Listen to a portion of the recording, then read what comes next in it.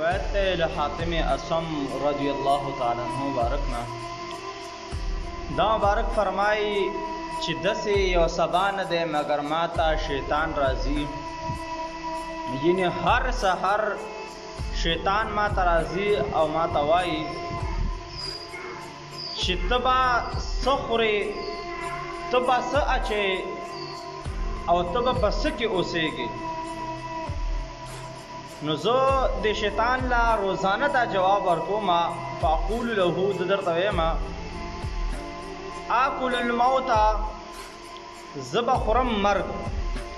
یعنی نن سبا مونږ تاسو ته هم دا وسوسې شیطان راشي چې لکه څه به خورې او دا کار کول غواړي او دا کار کول غواړي، نو لهذا دته به هم دا وسوسه راتله، خو ده به شیطان له دا جواب ورکولو چې زه به مرګ خورم. والبس الکفن او دویم